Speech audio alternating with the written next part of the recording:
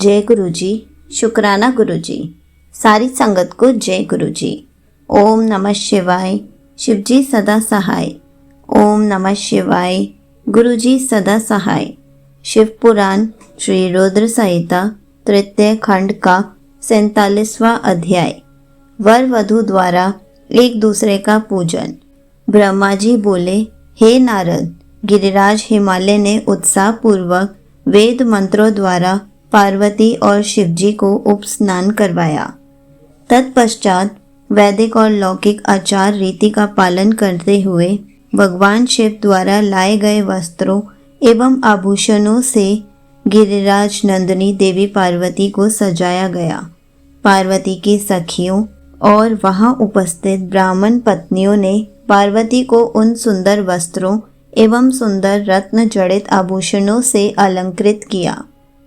श्रृंगार करने के उपरांत तीनों लोगों की जननी महाशैलपुत्री देवी शिवा अपने हृदय में महादेव जी का ही ध्यान कर रही थी। उस समय उनका मुखमंडल चंद्रमा की चांदनी के समान सुंदर व दिव्य लग रहा था। हिमालय नगरी में चारों ओर महोत्सव होने लगा। लोगों की प्रसन्नता और उल्लास देखते ही बनता था। उस समय वहां हिमालय ने शास्त्रोक्त रीति से लोगों को बहुत दान दिया और अन्य वस्तुएं भी बांटी। गिरिराज हिमालय के राजपुरोहित मुनि गर्ग जी ने हिमालय से कहा कि हे पर्वतराज, लग्न का समय हो रहा है। आप भगवान शिव तथा अन्य सभी बारातियों को यथाशीघ्र यहाँ बुला लें।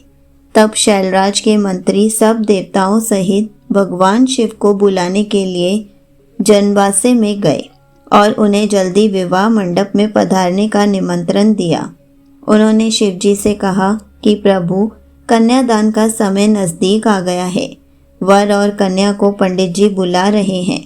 तब भगवान सुंदर वस्त्र आभूषणों से सुसज्जित होकर अपने वाहन नंदी पर बैठकर सब देवताओं और ऋषि मुनियों के साथ मंडप की ओर चल दिए। साथ में उनके गण भी अपने स्वामी भगवान शिव की जय जयकार करते हुए नाचते गाते चलने लगे। शिव जी के मस्तक पर छत्र था और चारों ओर चवर डुलाया जा रहा था। महान उत्सव हो रहा था।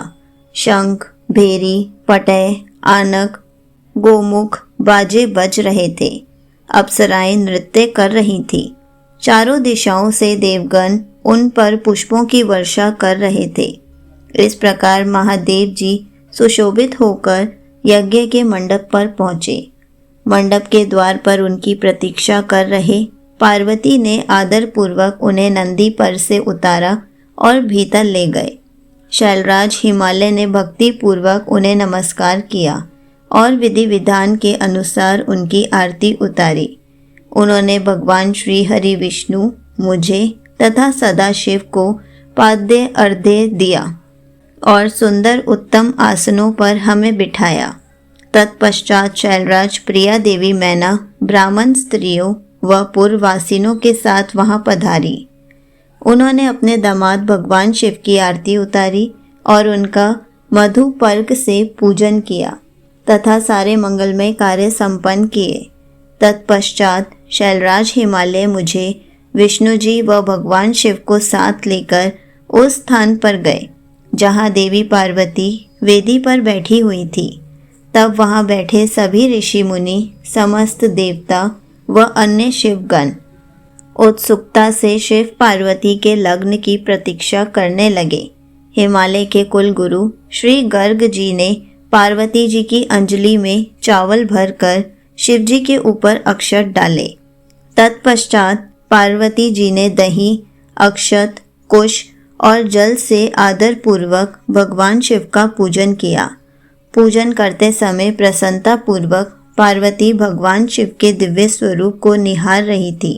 पार्वती जी के अपने वर शिव जी का पूजन कर लेने के पश्चात गर्ग मुनि के कथनानुसार त्रिलोकीनाथ महादेव जी ने अपनी वधू होने जा रही देवी पार्वती का पूजन किया।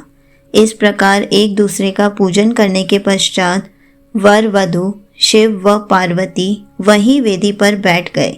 उनकी छवि अत्यंत उज्जवल और मनोहर थी। दोनों वहाँ बहुत शोभा पा रहे थे। तब लक्ष्मी आदि सभी देवियों ने उनकी आरती उतारी। संगत जी, यहीं पर शिव पुराण श्री रुद्र संहिता तृतीय खंड का 47वां अध्याय समाप्त होता है। जय गुरु जी। शुक्राना गुरु जी।